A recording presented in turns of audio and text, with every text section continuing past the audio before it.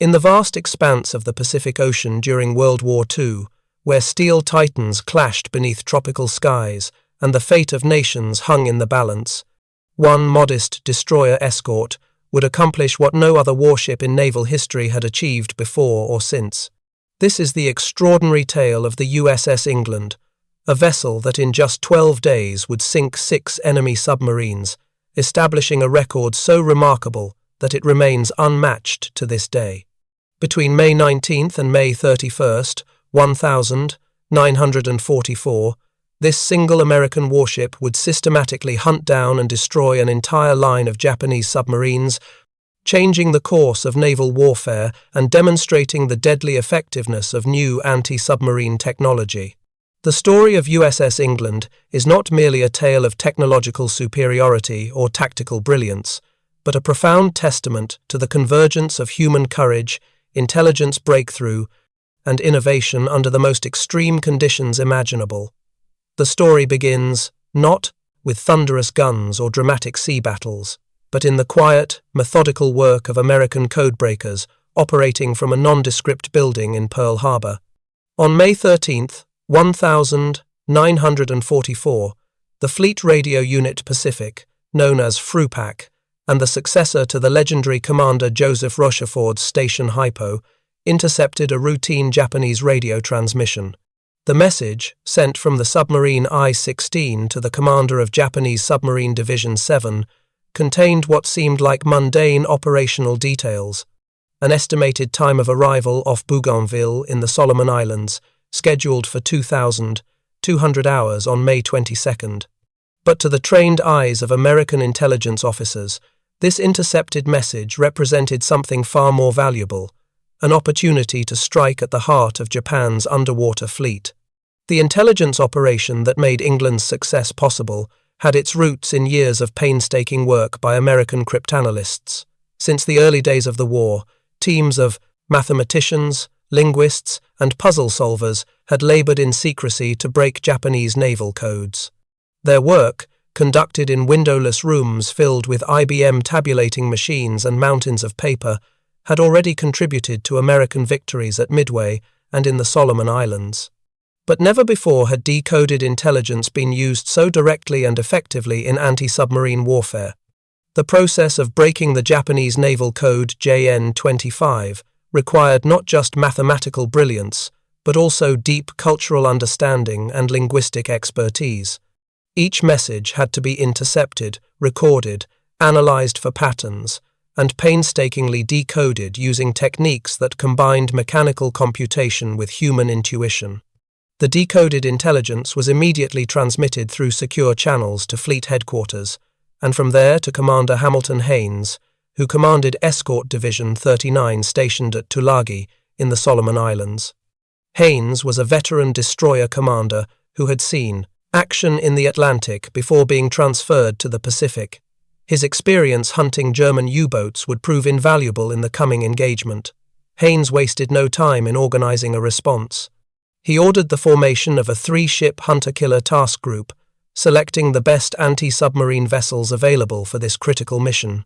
The group would consist of 3 Buckley-class destroyer escorts: USS George, under the command of Lieutenant Cumder, Fred W. Just, Raby, D.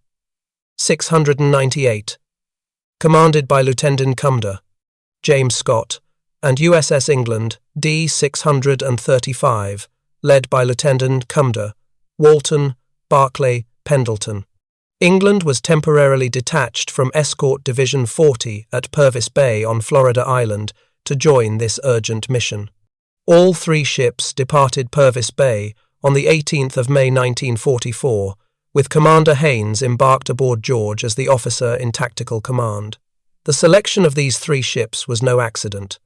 Each had been specifically equipped and trained for anti-submarine warfare, and their crews had spent months perfecting their skills in the dangerous waters around the Solomon Islands.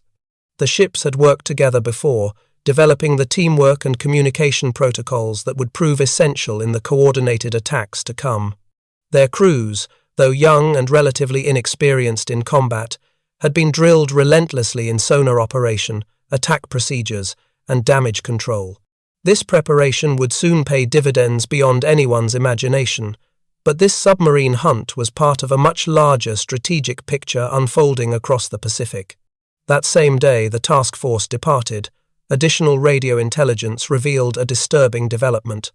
The Japanese were establishing a scouting line of 7 submarines, designated the NA Line, stretching between the Admiralty Islands north of New Guinea and Truk in the Caroline Islands. This submarine picket line was positioned directly across the route that American carriers were expected to use in their next major operation. The Japanese High Command was anticipating new Allied landings, but remained uncertain about the target. Would it be the Marianas, the Western Caroline Islands, or the western end of New Guinea?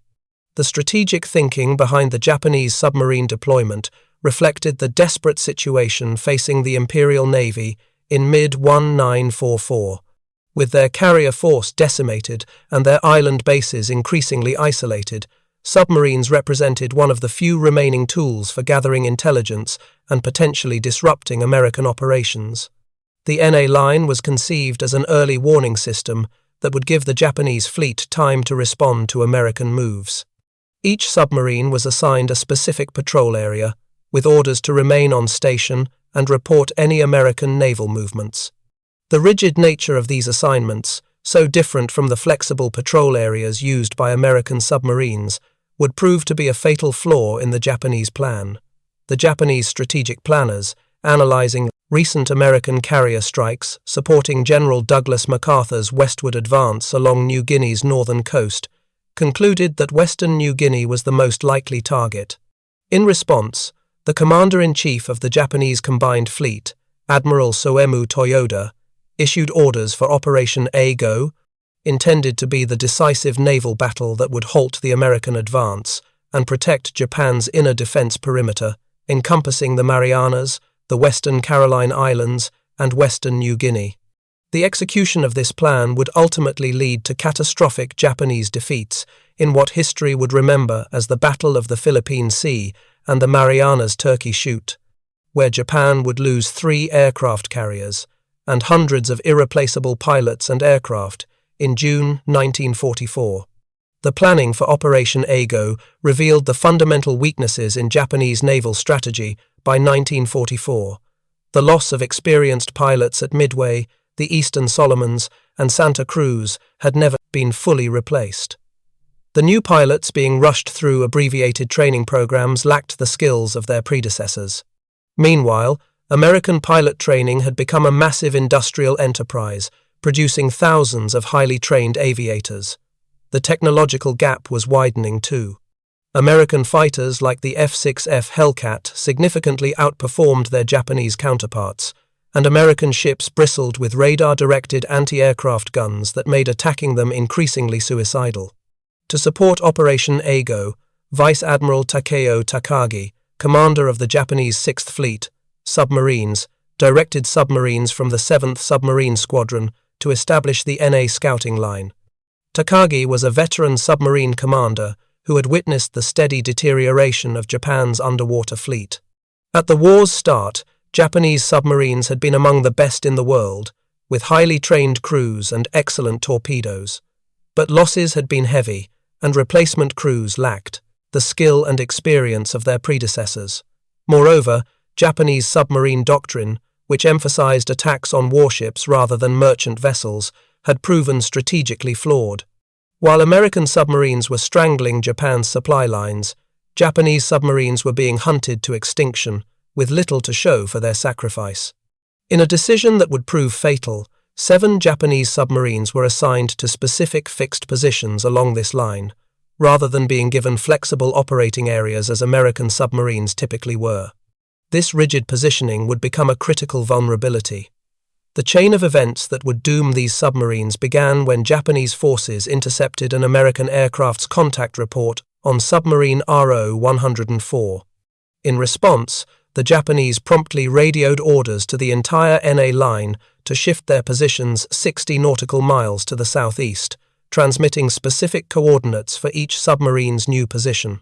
This seemingly routine, operational message was intercepted by American radio intelligence and immediately forwarded to the Joint Intelligence Center Pacific Ocean area, where cryptanalysts worked feverishly to break out the coordinates. The process was complex and required not just breaking the code, but understanding the Japanese Navy's coordinate system and operational procedures. Though the process was complex and required careful analysis, the American codebreakers successfully extracted the precise positions of each submarine in the NA line. For the first time in the Pacific War, this ultra-secret intelligence would be sanitized and shared directly with anti-submarine forces, giving them an unprecedented advantage in hunting enemy submarines. The intelligence proved remarkably accurate. In each case, the Japanese submarines would be found within 50 nautical miles, and often much closer, to exactly where the decoded messages indicated they would be. The decision to share this intelligence with tactical units represented a significant risk. If the Japanese realized their codes were compromised, they might change them, depriving the Allies of a crucial advantage. Elaborate precautions were taken to disguise the source of the intelligence. Cover stories were prepared attributing the submarine discoveries to aerial reconnaissance or routine patrols. The crews of the destroyer Escorts were told they were acting on aerial sighting reports, never knowing that their success was enabled by one of the war's most closely guarded secrets. The 3 destroyer escorts of the Hunter-Killer Group were all relatively new Buckley-class vessels, part of a massive wartime construction program that would eventually produce over 100 of these specialized anti-submarine warships, with several serving with the British Royal Navy under Lend-Lease. The Buckley class represented a compromise between capability and mass production. Smaller and less expensive than fleet destroyers, they could be built quickly in commercial shipyards by workers with limited experience. Yet they packed enough firepower and anti-submarine equipment to be deadly submarine hunters. Their turbo-electric steam propulsion system, while limiting their top speed compared to fleet destroyers, gave them good range and reliability and allowed them to operate for extended periods without refueling. Each ship had been named to honor a fallen hero, carrying forward the legacy of American servicemen who had made the ultimate sacrifice. This naming tradition served not just to honor the dead, but to inspire the living. The crews of these ships knew they sailed under the names of heroes, and this knowledge instilled a sense of duty and determination that went beyond normal military obligation. USS George bore the name of Seaman Second Class Eugene F. George, who had been posthumously awarded the Navy Cross for his heroic actions as an anti-aircraft gunner aboard the heavy cruiser USS San Francisco during the brutal naval battle off Guadalcanal on the 12th of November 1942. The Battle off Guadalcanal had been one of the most savage surface engagements of the war, fought at point-blank range in the darkness, with ships firing at each other based on muzzle flashes and shadowy silhouettes. When a damaged Japanese G-4M Betty bomber, already aflame from San Francisco's anti-aircraft fire, deliberately aimed for the cruiser's gun positions in a suicide attack, Seaman George and his fellow gunners stood their ground, continuing to fire at the approaching aircraft until the very moment of impact. The bomber crashed into San Francisco's bridge structure, killing Admiral Daniel Callahan and his staff, but George and his gun crew never wavered. George and several other San Francisco gunners who died at their posts that day were awarded the Navy Cross, and ships were named in their honor. USS Raby was named for Rear Admiral James Joseph Raby, who had earned the Navy Cross during World War I while commanding transatlantic convoy operations, including some of the earliest convoys to cross the Atlantic under American escort. Raby had been a pioneer in anti-submarine warfare during the First World War, developing many of the tactics and procedures that were still in use. His experience had proven that convoys, properly escorted, could defeat the submarine menace. Tragically, Admiral Raby was killed in an automobile accident in 1934 while serving as commandant of the Charleston Naval District, but his legacy of protecting merchant shipping would live on through the vessel that bore his name. USS England carried perhaps the most poignant history of all. She was named for Ensign John Charles England, a young naval officer who had been killed during the Japanese attack on Pearl Harbor on the 7th of December, 1941. England, just 4 days shy of his 21st birthday, had volunteered to work in USS Oklahoma's radio room that fateful morning, trading shifts with a friend so the other man could spend more time with his family when they arrived in Hawaii. England himself was eagerly awaiting the arrival of his wife and 3-week-old daughter, whom he had never seen. When Japanese torpedoes struck the battleship and she began to capsize, Ensign England initially escaped to the deck. The scene that greeted him was one of unimaginable chaos. Oklahoma was rolling over, trapping hundreds of men inside her hull. Oil-covered sailors were struggling in the water, some on fire, while Japanese aircraft strafed survivors. But remembering the men still trapped in the radio room below, England made a fateful decision. He returned to the sinking ship's interior. 3 times he descended into the capsizing battleship, each time successfully guiding a trapped sailor to safety through passages that were rapidly filling with water and oil. The ship's electrical system had failed, plunging the interior into darkness.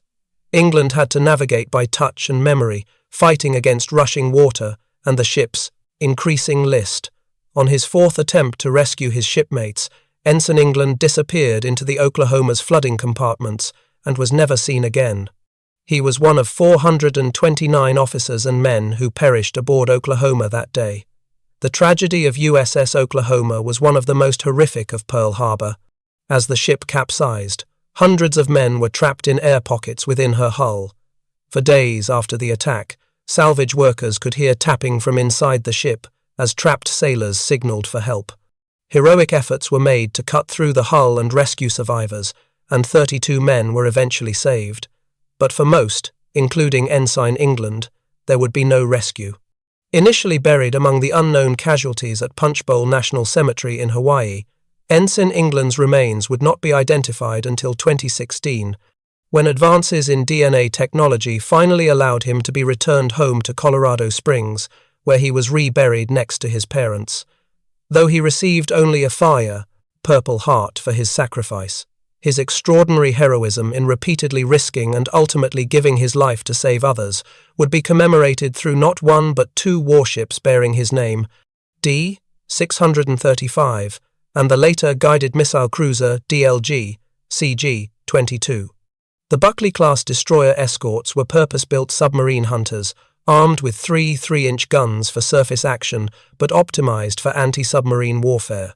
Their main battery, while adequate for defense against aircraft and surface craft, was deliberately kept light to save weight and cost. The real striking power of these ships lay in their anti-submarine armament. Wikipedia.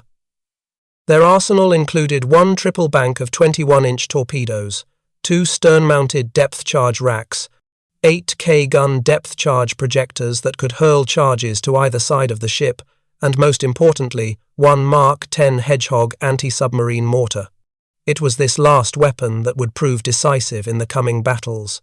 The development of specialized anti-submarine vessels like the Buckley class reflected hard-learned lessons from the Battle of the Atlantic. There, German U-boats had come perilously close to severing Britain's lifelines. The Allies had learned that defeating submarines required not just weapons but also specialized platforms optimized for the task. These ships needed long range to escort convoys across vast ocean distances, good seakeeping abilities to operate in rough weather, and sophisticated detection equipment to find submerged submarines. The Buckley class incorporated all these requirements in a package that could be mass-produced in American shipyards. Their turbo-electric propulsion system, while limiting their top speed compared to fleet destroyers, gave them excellent range and endurance, allowing them to remain on station for extended periods without refueling. The Hedgehog represented a revolution in anti-submarine warfare, addressing fundamental flaws that had plagued submarine hunters since World War I. Developed by the British Directorate of Miscellaneous Weapons Development in 1941 and first deployed in 1942, the Hedgehog had only recently become widely available to American forces in late 1943. The weapon's development had been driven by desperate necessity during Britain's darkest hours, when U-boats were sinking merchant ships faster than they could be replaced. The weapon consisted of 24 projectiles arranged in 6 rows of 4, mounted on a trainable platform that could fire them in an elliptical pattern 200 to 300 yards ahead of the attacking ship. Each projectile weighed about 65 pounds, with a 30 to 35-pound charge of TNT or Torpex explosive. The projectiles would be fired in a carefully timed sequence so that all 24 would impact the water almost simultaneously, creating a deadly pattern approximately 140 feet by 120 feet in area. The name Hedgehog came from the weapon's appearance when loaded. The spigot mortars protruding from the launcher resembled the spines of the small mammal. But there was nothing small about the weapon's impact on naval warfare. It represented a fundamental shift in how surface ships attacked submarines, solving problems that had bedeviled naval tacticians for decades. What made the Hedgehog revolutionary was its contact-fused warheads. Unlike traditional depth charges, which detonated at preset depths using hydrostatic fuses, regardless of whether they were near a submarine, each Hedgehog projectile would only explode on direct contact with a solid object. This fundamental difference provided several crucial advantages that would prove decisive in the battles ahead. First, the success or failure of an attack was immediately apparent. If one or more projectiles hit a submarine, there would be explosions. If all missed, there would be silence. Ship commanders no longer had to wait 20 minutes or more, scanning the surface for oil or debris to determine if their attack had succeeded. The Hedgehog could be reloaded in approximately 3 minutes, allowing for rapid follow-up attacks if the first salvo missed. This quick reload time was critical. Submarines that survived the first attack often escaped during the long reload times required for traditional depth charge attacks. Second, and perhaps most importantly, the Hedgehog solved the problem of sonar blindness that had long plagued anti-submarine forces. Traditional depth charges created massive underwater explosions, whether they hit their target or not, and these detonations would deafen the attacking ship's sonar for many minutes, creating sound disturbances that could take up to 15 minutes to dissipate. During this period of acoustic blindness, submarines could often escape undetected. The concussion from depth charges also created a barrier of turbulent water and air bubbles that reflected sonar pulses, making tracking impossible. With the Hedgehog, if the projectiles missed, there were no explosions to disturb the water, allowing the attacking ship to maintain continuous sonar contact and immediately set up for another attack. The psychological dynamics were also different. While depth charges created a terrifying barrage of explosions that could damage submarine morale even when they missed, potentially forcing submarines to surface or surrender, the Hedgehog was a silent killer. Submarines had no warning that an attack was underway until the projectiles were already in the water, taking about 7 seconds to sink to 200 feet. This gave submarine commanders virtually no time to take evasive action.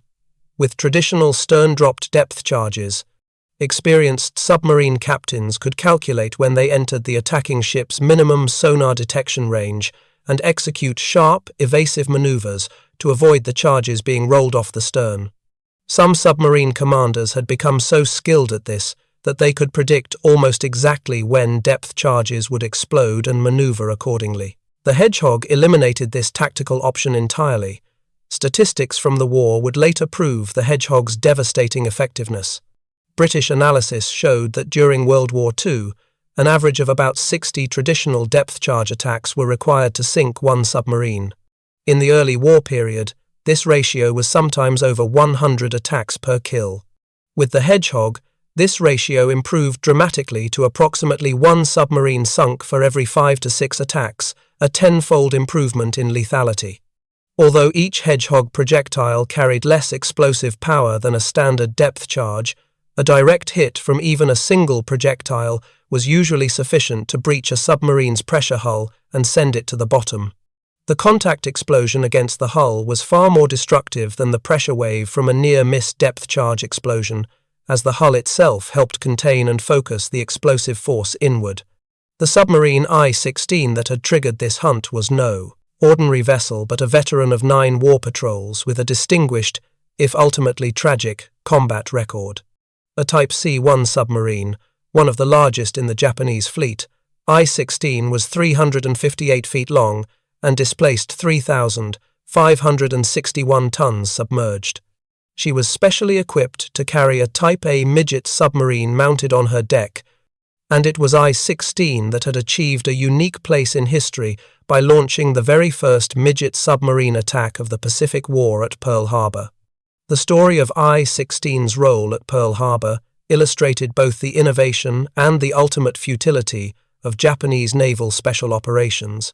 The midget submarine program had been developed in great secrecy, with the tiny two-man craft intended to penetrate enemy harbors and deliver devastating torpedo attacks. 5 mother submarines, including I-16, had carried midget submarines to Pearl Harbor, launching them in the pre-dawn hours of the 7th of December 1941. Under the command of Lieutenant Junior Grade Yokoyama Masaharu, I-16's midget submarine had been launched at 0042, several hours before the Pearl Harbor air attack, attempting to penetrate the harbor defenses and attack American warships from within. The fate of these midget submarines revealed the gap between Japanese ambition and reality. Though Yokoyama's craft never returned and his fate remained unknown, I-16 received radio transmissions believed to be from his midget on the afternoon of December 7, reporting a successful attack, and another early on December 8, indicating the craft could not navigate. Post-war analysis suggested that none of the midget submarines successfully attacked American ships at Pearl Harbor. One was sunk by the destroyer USS Ward in the war's opening shots. Another was destroyed inside the harbor by USS Monaghan. One ran aground, and its sole survivor became America's first Japanese prisoner of war, and 2 simply vanished.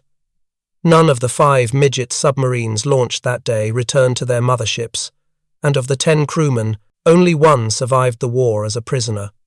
6 months later, on the 30th of May 1942, I-16 again took part in a midget submarine operation that finally achieved what had eluded the Pearl Harbor attack, a successful strike inside a defended anchorage. Operating in the Indian Ocean against British forces at Diego Suarez, Madagascar, I-16 launched another midget submarine, commanded by Ensign Iwase Katsusuke. A companion midget from the same A detachment, launched by submarine 120, successfully penetrated the British anchorage and fired its torpedoes, scoring a hit on the British battleship HMS Ramillies that caused severe damage. The 29,150-ton battleship, a veteran of World War I, took on thousands of tons of water and was nearly lost. Though Ramillies survived thanks to excellent damage control and would go on to bombard German positions during D-Day, the attack demonstrated the capability of these mother submarines to launch devastating surprise attacks. The midget submarine also sank, the tanker British Loyalty, before being lost with its crew. This success at Madagascar represented the high watermark of Japanese midget submarine operations, proving the concept could work under the right circumstances, but also highlighting the extreme danger and typically one-way nature of such missions. During the Guadalcanal campaign, I-16 conducted multiple resupply runs to isolated Japanese garrisons and launched additional midget submarine attacks. The submarine had become part of the Tokyo Express, the desperate effort to supply Japanese forces in the Solomon Islands by submarine after surface ships could no longer safely make the journey.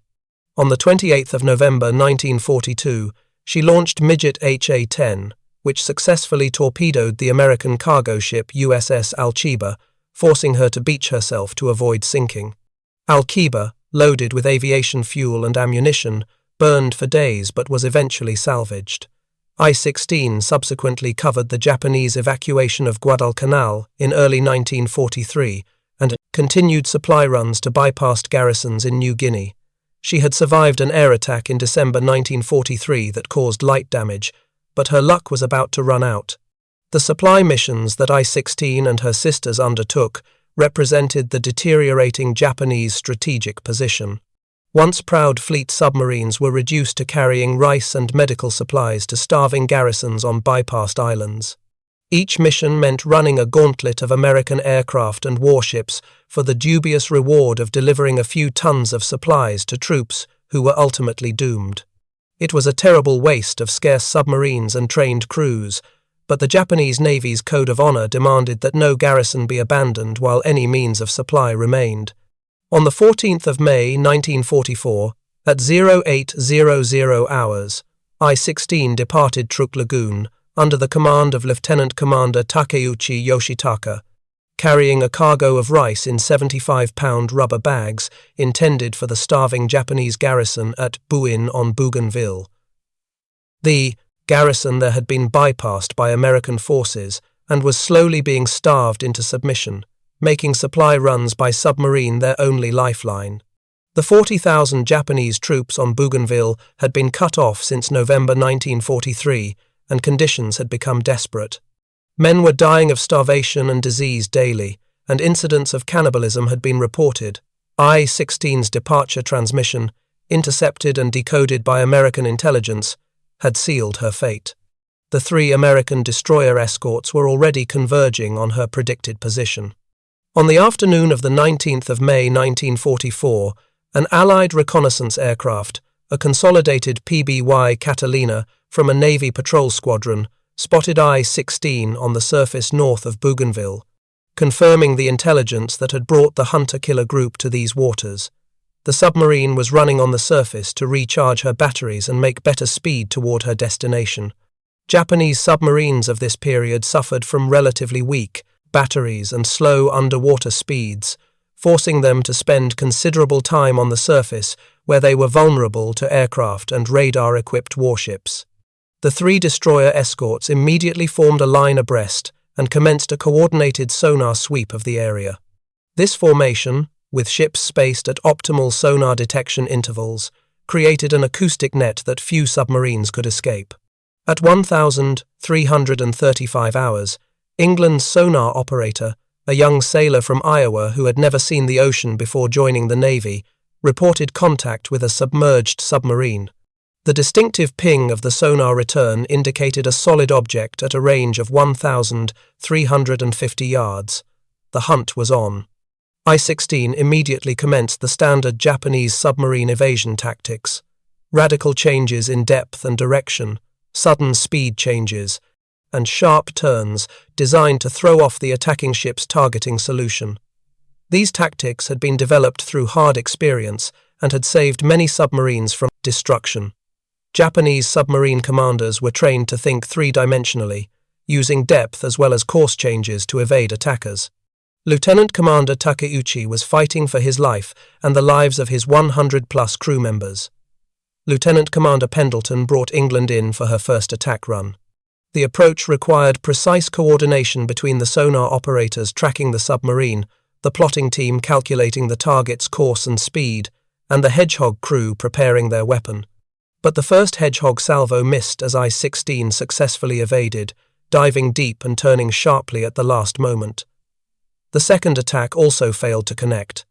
I-16 was using every trick in the book, releasing bubbles and debris to create false sonar targets, changing depth rapidly to throw off range calculations, and making radical course changes that pushed the submarine's hull to its structural limits. On the third attack, England's Hedgehog scored a single hit, but the big submarine's strong hull absorbed the damage, and she continued her desperate evasion maneuvers. The explosion would have been devastating inside the submarine, the concussion throwing men against bulkheads, shattering light bulbs, and potentially causing localized flooding, but I-16's crew managed to maintain control and continue evading. Japanese damage control training was excellent, and submarine crews were drilled relentlessly in dealing with battle damage. Pendleton, demonstrating remarkable persistence and tactical skill, set up for a fourth attack, which again missed the violently maneuvering submarine. By now, the hunt had been going on for over an hour. The tension aboard England was palpable. The crew knew they had a submarine trapped but couldn't deliver the killing blow. In the plotting room, officers worked frantically to predict I-16's next move.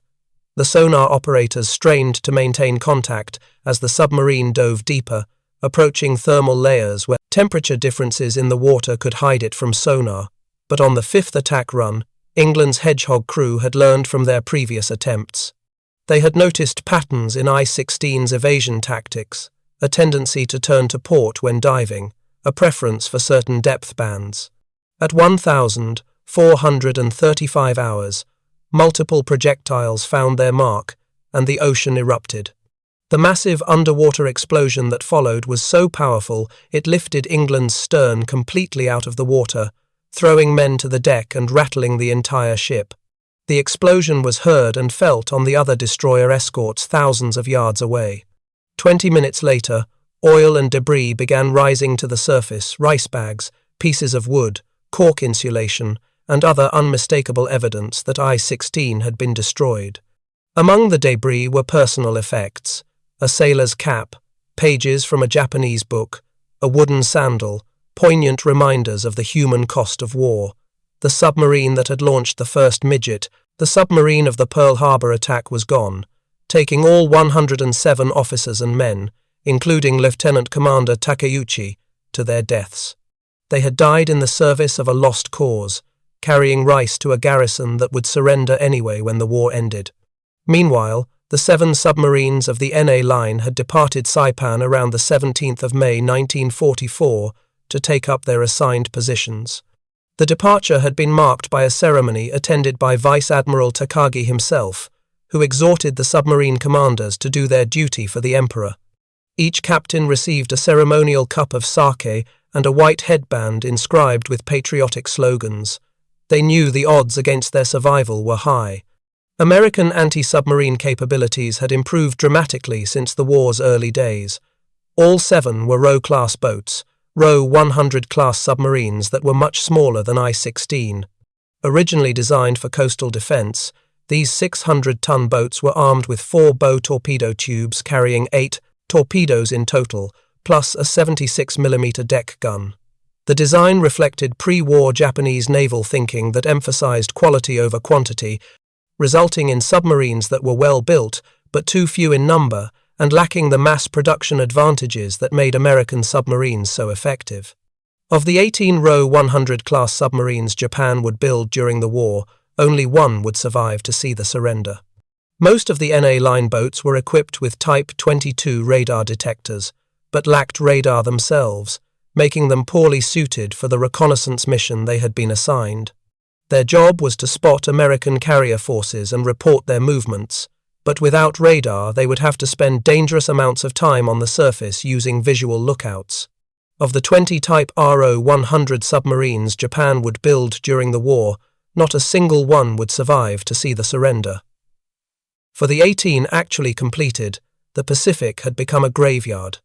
The first submarine of the NA line to meet its fate was Roe 106. This submarine had already compiled a notable war record. On the 18th of July 1943, during operations in the Solomon Islands, Roe 106 had torpedoed the American tank landing ship LST 342 inches, Blanche Channel near New Georgia. The torpedo detonated the LST's ammunition stores, causing a catastrophic explosion that blew the ship in half. The stern section sank immediately, while the forward section remained afloat long enough to be towed to shore. Among the men killed was the renowned artist Lieutenant Commander McClelland Barclay, who had created many of the war's most famous recruiting posters before volunteering for combat duty. Roe 106 had survived serious damage from air-dropped depth charges in October 1943 and returned to service after repairs. She was a veteran boat with a hardened crew, but experience would not be enough to save her. In the pre-dawn darkness of the 22nd of May 1944, at 0350 hours, George's radar operator detected a surface contact that proved to be Roe 106. The submarine was running on the surface, recharging batteries under the cover of darkness. A necessary but dangerous operation that left submarines vulnerable to radar-equipped enemies. George illuminated the submarine with a 24-inch searchlight, catching her completely by surprise. Her radar detector had failed to function, leaving her blind to the approaching destroyer Escort. The powerful beam of light would have been blinding to the submarine's bridge watch, who had been using night vision to scan for enemies. Despite the surprise, Roe 106's crew reacted quickly, crash diving beneath the surface before George could bring her guns to bear. The officer of the deck ordered an emergency dive, and within seconds the bridge was cleared and the submarine was heading under. The dive took less than 40 seconds, well within Japanese Navy standards, but it wasn't fast enough to completely escape. George launched a hedgehog attack at 0415, but missed the frantically evading submarine. At 0425, England gained sonar contact on RO 106 as she attempted to escape. The submarine was making turns for 8 knots, zigzagging violently while changing depth. England's first hedgehog attack missed, but then the submarine made what may have been a fatal tactical error. RO 106 reversed course and turned bow on to England, possibly attempting to fire torpedoes at her attacker. This maneuver, however, presented a perfect target for the hedgehog. Not understanding how the new weapon system worked that it fired ahead of the ship rather than being dropped over the stern, the submarine commander had inadvertently positioned his boat directly in the hedgehog's kill zone. England's second attack scored at least 3 direct hits. The explosions would have been catastrophic inside the submarine. The hull breached in multiple places, water rushing in at tremendous pressure, electrical systems shorting out in showers of sparks. The violent shock would have thrown men from their stations, shattered gauges, and plunged compartments into darkness. The submarine broke up almost immediately, her pressure hull collapsing as she plunged toward the ocean floor. Row 106 was lost with all 49 hands. The entire action, from first radar contact to the submarine's destruction, had taken just 36 minutes. For the officers and crew of England, it was a textbook demonstration of how the new weapon and their training could work together to annihilate an enemy submarine that, only a year earlier, might well have escaped. For the Japanese, it was the first sign that the NA line was not an early warning screen, but a death trap. The next day brought another success. Row 104, under the command of Lieutenant Hisashi Izubuchi, had spent most of her previous patrols in the frigid waters of the North Pacific and Aleutian Islands, a stark contrast to the tropical waters where she now hunted. The North Pacific had been a secondary theatre for Japanese submarines, used mainly for reconnaissance and occasional attacks on the supply line between the United States and the Soviet Union. During operations in the Solomons in late 1943, RO 104 had performed a remarkable rescue mission on the 3rd of November 1943, saving 75 survivors of the Japanese light cruiser Sendai after she was sunk in a night surface action with American cruisers during the Battle of Empress Augusta Bay. The rescue had been performed under dangerous conditions, with American aircraft patrolling overhead and the constant threat of discovery by American warships. Among those rescued was Rear Admiral Baron Matsuji Ijuin, commander of Japanese Destroyer Squadron 3, whose survival was considered vital to the Imperial Navy. On the 23rd of May, 1944, at 0604 hours, an Allied aircraft spotted RO 104 on the surface, approximately 250 nautical miles north-northwest of Kavieng, New Ireland. This time, the submarine's radar detector worked, giving just enough warning for an emergency dive. The submarine's lookout spotted the aircraft at almost the same moment. The radar detector alarm sounded, and she quickly submerged before the destroyer Escorts could close to gun range. Once submerged, Row 104's captain employed every evasion technique he knew. Raby made the first attack run, but Row 104 had learned from the fate of her sisters. In addition to violent evasive maneuvers, the submarine employed a sophisticated countermeasure, transmitting bursts of tuned sound impulses designed to jam Raby's sonar. This technique, known as acoustic deception, had been developed by Japanese submariners as a last-ditch defense against sonar-guided attacks. The tactic worked. Raby made 4 hedgehog attacks over the course of 2 hours, all of which missed. George then took over the attack, with her crew determined to succeed where Raby had failed. The destroyer Escort made 5 hedgehog runs against the elusive submarine. Despite the crew's best efforts and increasingly accurate attacks, all 5 salvos missed as RO 104 twisted and turned beneath the waves. The submarine's captain was fighting for his crew's lives with skill and determination, but he was only delaying the inevitable. Each evasion maneuver consumed precious battery power, and the submarine's air was growing foul with carbon dioxide as the life support systems struggled to keep up. The men aboard RO 104 would have been drenched in sweat, breathing heavily in the thickening air, listening to the distant thuds of exploding hedgehog rounds and depth charges as they tried to guess the attacker's next move. Finally, at 0819, England moved in for her turn. The first hedgehog attack missed, but England's sonar team had been carefully observing RO 104's evasion patterns for over 2 hours. They noticed that the submarine tended to turn to starboard while diving, preferred depths between 200 and 250 feet, and accelerated just before making major course changes. On the second attack, England's team had precisely calculated RO 104's next move.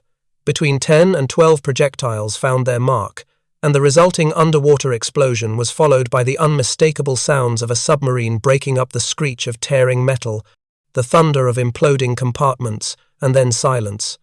It wasn't until 10:45 that debris finally reached the surface, confirming that RO 104 and all 58 hands had been lost. The debris field was extensive: wooden decking, cork insulation, clothing, and the oil slick that had become the signature of a submarine's grave. Among the debris was a life ring with Japanese characters, providing definitive proof of the kill. The deadly efficiency of the hunter-killer group was becoming apparent. In just 4 days, they had sunk 3 Japanese submarines, but the hunt was far from over. The very next day, May 24, brought another contact and another kill. RO 116 was relatively new, on only her second war patrol, under the command of Lieutenant Commander Shibuya Kunio.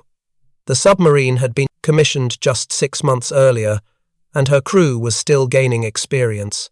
Many were recent graduates of the submarine school at Kure, young men who had joined the Navy filled with dreams of glory, but were now facing the harsh reality of a war Japan was losing. At 0120 hours, George gained radar contact at the remarkable range of 17,000 yards, nearly 10 miles, approximately 225 nautical miles north-northwest of Kavieng. This exceptional detection range was due to ideal atmospheric conditions that enhanced radar propagation. RO 116 dove immediately, but her crash dive was slower than it should have been, a sign of her crew's relative inexperience. At 0150, George gained sonar contact at just 750 yards. The submarine employed the same desperate tactics as her predecessors: violent rudder shifts, radical depth changes, and sophisticated sonar jamming. These tactics proved temporarily successful, frustrating George's attacks. The destroyer Escort made multiple runs, but each time RO 116 managed to evade at the last moment. England moved in and made 2 aborted hedgehog runs when the targeting solution fell apart at the last moment. The submarine was fighting hard, but her crew's inexperience was beginning to show. Their evasion patterns were becoming predictable, and they were slow to respond to the attacking ship's maneuvers. On the third attempt, England's crew had RO 116's number. At 0214, at least 3 projectiles struck home. The submarine's destruction was swift but oddly quiet. There were none of the massive secondary explosions that had marked previous kills. This suggested that RO 116's torpedoes had not detonated, possibly because the hits were in areas away from the torpedo room, or because safety procedures had prevented sympathetic detonations. RO 116 simply broke apart and sank, taking all 56 hands with her into the depths. 2 days later, on May 26, the hunter-killer group found RO 108, commanded by Lieutenant Obari Kenichi. This submarine had already proven herself dangerous to American forces. On the 3rd of October 1943, RO 108 had fired a spread of 4 torpedoes at 3 American destroyers that presented an overlapping target in Huon Gulf off New Guinea. It had been a textbook attack. RO 108 had detected the destroyers by their sonar pinging, maneuvered into perfect position, and fired a spread that gave maximum probability of hits. USS Smith detected the torpedo wakes and successfully evaded, her captain ordering emergency speed and full rudder to comb the wakes. But USS Henley was not so fortunate. 2 torpedoes struck her port side amidships in the No. 1 fire room, breaking the destroyer's keel. The hits were devastating. The explosion ruptured fuel tanks, started massive flooding, and broke the ship's back. Henley broke in two and sank rapidly, killing 15 men and wounding 52 others. Smith and USS Reed counterattacked, but RO-108 escaped, diving deep and running silent, while the Americans dropped depth charges in her wake. Later, on the 17th of December 1943, RO-108 was caught on the surface by a PBY Catalina flying boat while recharging her batteries. The aircraft's depth charge attack caused serious damage, and the submarine went down by the stern, taking on water through damaged hull plates. But somehow her crew managed to save her through heroic damage control efforts, working in flooded compartments to shore up bulkheads and patch leaks. She returned to service after months of repairs at Truk. At 2,303 hours on May 26, Raby gained radar contact on RO-108 at 15,000 yards, approximately 110 nautical miles northeast of Seidler Harbour at Manus Island. England also gained radar contact before the submarine dove. Once submerged, England gained sonar contact at 1,650 yards. The submarine was making maximum submerged speed, trying to open the range before the destroyer Escorts could attack. Raby was vectored in for the first attack, but her hedgehog salvo missed. The submarine had turned inside Raby's attack run, a maneuver that required precise timing and steady nerves. At 2,323, England commenced her attack run. This time there would be no prolonged hunt. England's hedgehog scored between 4 and 6 hits on the first salvo. The multiple explosions would have torn RO-108 apart instantly. The submarine's hull, already weakened by her previous battle damage, couldn't withstand the multiple direct hits. RO-108 went down with all 53 hands. By now, Japanese naval intelligence was becoming alarmed. On the 27th of May, 1944, the Japanese Sixth Fleet intercepted and decoded American naval communications, indicating several submarines had been sunk north of the Admiralty Islands. The American reports were described by Japanese intelligence as increasingly jubilant in tone. The Japanese Radio Intelligence Service, though not as successful as its American counterpart, was still capable of intercepting and partially reading American communications. Warning messages were immediately transmitted to the remaining submarines of the NA line. The messages were sent on multiple frequencies and repeated several times to ensure reception. RO-112 received the warning and immediately cleared the area. She would survive only to be sunk by USS Batfish off Luzon on the 11th of February 1945, with the loss of all 61 hands. RO-109 also received the warning and escaped the killing zone, though she too was living on borrowed time. She would be sunk by the destroyer transport USS Horace A, base off Okinawa on the 7th of May 1945, with all hands lost, but RO-105, under the command of Lieutenant Junichi Inoue, either never received the warning or, for reasons that will never be known, chose to remain at her assigned position. Perhaps her radio was damaged, or perhaps her captain felt duty-bound to maintain his station regardless of the danger. The submarine had sortied from Saipan on the 14th of May 1944, with the commander of Japanese Submarine Division 51, Captain Ryonosuke Kato, embarked, adding even more pressure to remain on station. The presence of a division commander aboard would have made it virtually impossible for Lieutenant Inoue to abandon his patrol area without explicit orders. During previous patrols, RO-105 had several close calls. On the 12th of August 1943, she had narrowly avoided 2 torpedoes fired by USS Tarpon in a stern shot through violent evasive action. The American submarine had achieved perfect firing position, but RO-105's lookouts had spotted the torpedo wakes just in time. In September 1943, she had fired torpedoes at the light cruiser USS Columbia, but missed when the cruiser detected the torpedoes and evaded. She had also rescued several downed Japanese aviators at various times, earning the gratitude of the Naval Air Service. These rescues were dangerous operations, requiring the submarine to surface in daylight near enemy-controlled territory. After sinking RO-108, the 3 destroyer escorts had to replenish their heavily depleted stocks of Hedgehog projectiles. They proceeded to Sea Adler Harbour at Manus in the Admiralty Islands, where they quickly loaded ammunition and supplies. The replenishment was done with urgency.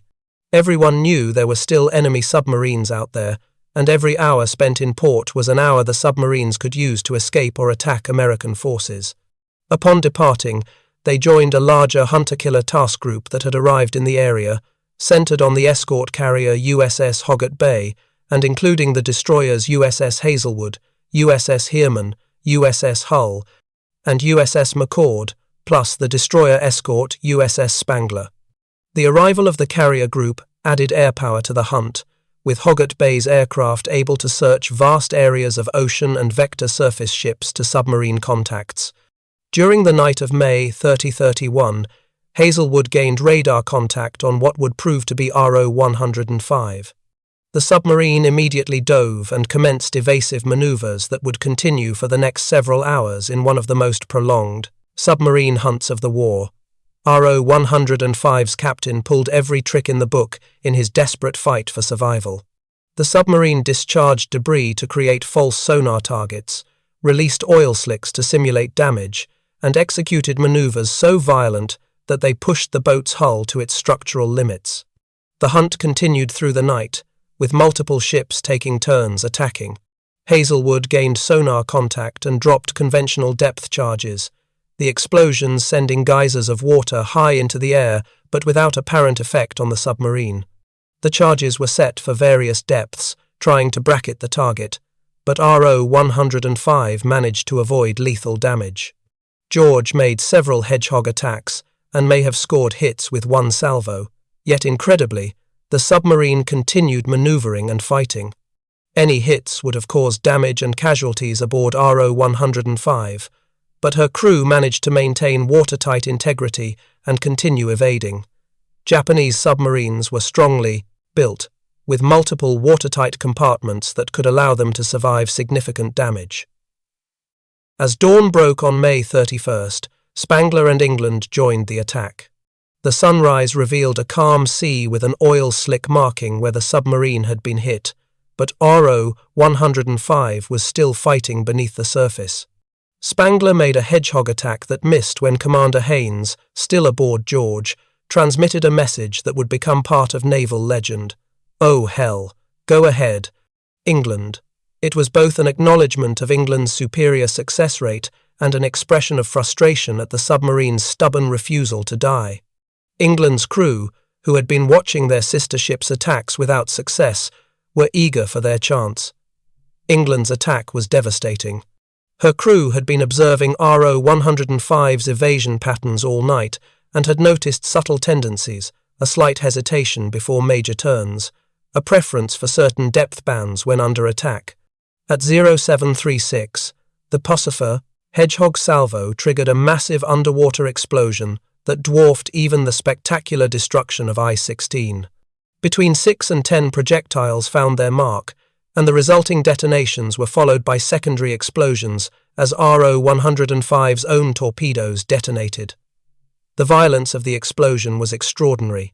A column of water shot hundreds of feet into the air, and the shockwave could be felt through the hulls of ships miles away. RO-105 was literally blown apart, with Captain Cato and all 55 hands killed instantly. The oil slick that rose to the surface spread for miles, mixed with debris that included recognizable pieces of the submarine's hull, wooden decking, and personal effects of the crew.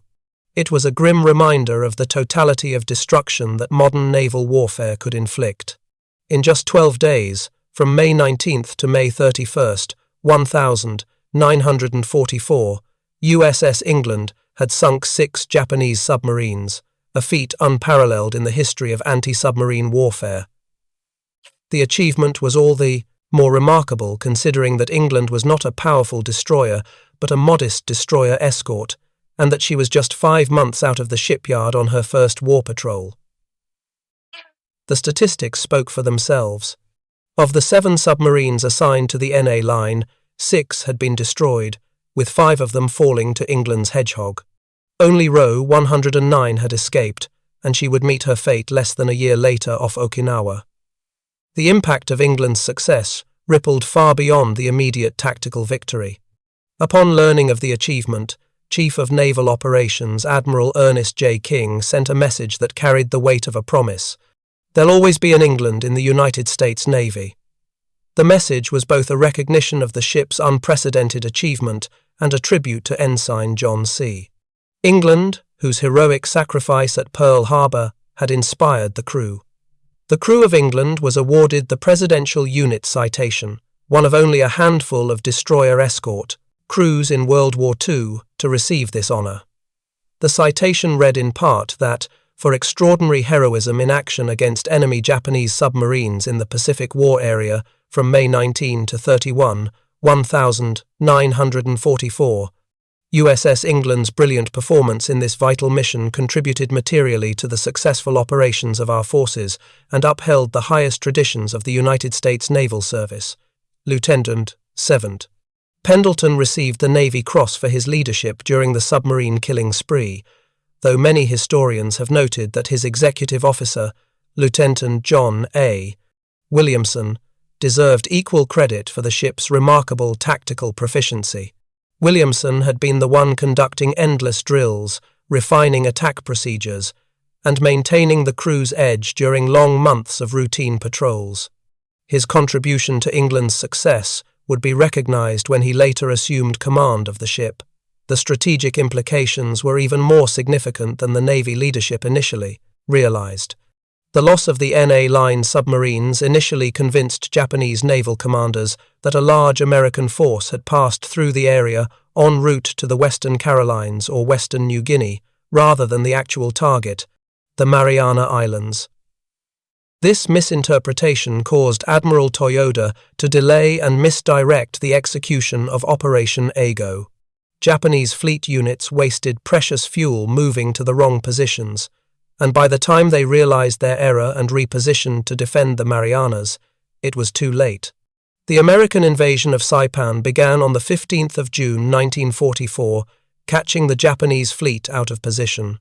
The resulting Battle of the Philippine Sea, fought on June 1920, 1944, saw the destruction of Japanese naval aviation as an effective force. In what American pilots called the Marianas Turkey Shoot, over 400 Japanese aircraft were shot down against minimal American losses. 3 Japanese carriers were sunk, and the myth of Japanese naval aviation superiority was permanently shattered. The loss of the Marianas also brought American B-29 bombers within range of the Japanese home islands, sealing Japan's fate. Although the U.S. Navy attempted to keep England's success secret to protect the source of the intelligence that had made it possible, Japanese naval intelligence correctly deduced that the loss of the submarines was due to American radio intelligence. Internal Japanese reports acknowledged that their codes had been compromised, yet incredibly, they persisted in believing that their main naval systems remained secure. This denial would cost them dearly in the remaining year of the war, as American codebreakers continued to read Japanese messages and direct American forces to intercept Japanese ships and submarines. The story of USS England ultimately transcends its specific historical moment to become something universal, a testament to human ingenuity, courage, and determination in the face of mortal danger. It reminds us that in the darkest hours of conflict, when nations clash and the fate of millions hangs in the balance, ordinary people can rise to meet extraordinary challenges and, in doing so, write their names indelibly in the annals of history. The crew of USS England did exactly that in May 1944, taking a modest destroyer escort on her first war patrol and using a new and relatively untested weapon to obliterate an entire submarine picket line that had been intended to shield the Japanese fleet. Their achievement was not the result of any single factor, but of the fusion of many, the brilliant work of unseen codebreakers, the strategic insight of commanders willing to trust ultra-secret intelligence, the industrial might that produced hundreds of specialized anti-submarine ships, the scientific innovation that created Hedgehog and modern sonar, and above all, the discipline, training, and courage of a young crew who executed their mission with near-flawless precision under the pressure of combat. For the men in England's steel hull, the 12 days between May 19 and the 31st of May 1944 were a blur of sonar pings, attack runs, explosive concussions, and the tense silence that followed each salvo, waiting to hear whether their weapons had found a mark. They were too busy doing their jobs to think about the broader strategic consequences of their actions. Yet their work rippled outward across the Pacific, contributing to a chain of events that crippled Japan's ability to see and respond to American moves and helped set the stage for the decisive carrier battles that followed. In the decades since the war, the story of USS England has sometimes been overshadowed by larger ships, larger battles, and more famous names. Battleships and carriers, island invasions and aerial duels tend to dominate public memory. But among naval professionals and historians, England's record stands as something singular. 6 enemy submarines in 12 days, no other warship before or since has matched that record. Admiral King's promise that "there'll always be an England in the United States Navy" was more than a clever phrase. It was an acknowledgement that what the ship and her crew had done would echo far beyond their own lifetimes. The name would pass to another vessel, but the legacy of DE 635 would endure wherever sailors study anti-submarine warfare, wherever officers learn the integration of intelligence and operations, and wherever stories of courage at sea are told. In the end, the tale of USS England is a reminder that in war, as in life, decisive moments often belong not to the biggest or most glamorous actors, but to those who are ready when opportunity appears, who have trained, prepared, and hardened themselves so that when a fleeting chance presents itself, they can seize it completely. For 12 days in May 1944, USS England and her crew did exactly that, and in doing so secured a place in naval history that remains unmatched.